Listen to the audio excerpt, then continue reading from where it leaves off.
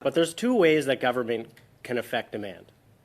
One was through spending, and we've gone there. The other is through population growth. We haven't talked about that. But I know it's becoming more of a theme in the monetary policy report. The last couple have definitely singled out population growth.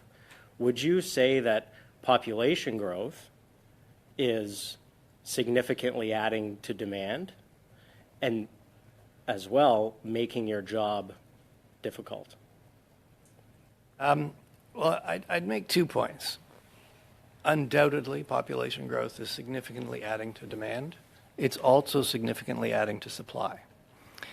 We can see, so I'll start with supply. You can see this very clearly in the labor market with a large number of newcomers. That has helped to ease the pressures in our labor market. Our labor market was very overheated.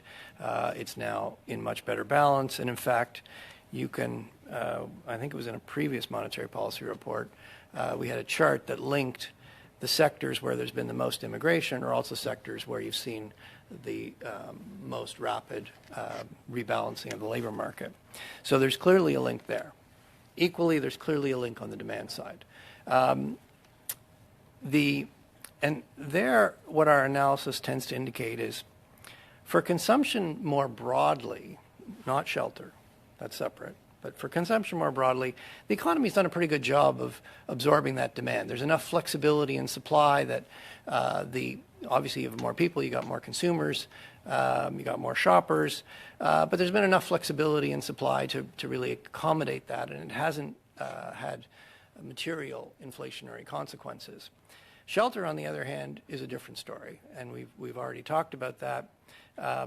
We've had a long period in Canada where the supply of shelter, demand for shelter has been growing faster than supply, and with the acceleration in immigration, or it's actually both permanent and non-permanent residents, that has further increased the demand, and supply was already not keeping up, so there hasn't been the flexibility on supply. That. So I'm just so it is boosting. Thank you very much. So I'm just going to jump in there. And that's showing up in inflation.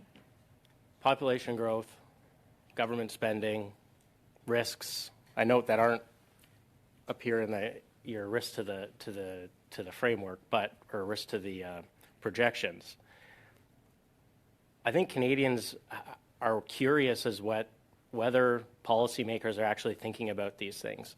And I'll explore this with you at another date, but is the Senior Advisory Committee actually functioning well? There's not a lot of transparency. I mean, the bank's now talking about these items out in public. Like, have you been able to raise these items closed door appropriately to flag the vulnerabilities for the government? We do. The Senior Advisory Committee, for those of you who don't know, happen to know what it is, it's a committee of the... I have a lot of time. Let's assume they know. Okay. I don't have a lot of time. So yes, we have been discussing these issues. From time to time, we invite CMHC to participate in the discussions, given that they are the principal Crown corporation responsible for in the housing domain. So yes, those discussions are happening. I mean, I'm not going to speak for the government, but you saw last week the cap on students. I think there is a level of awareness. Thank you very much.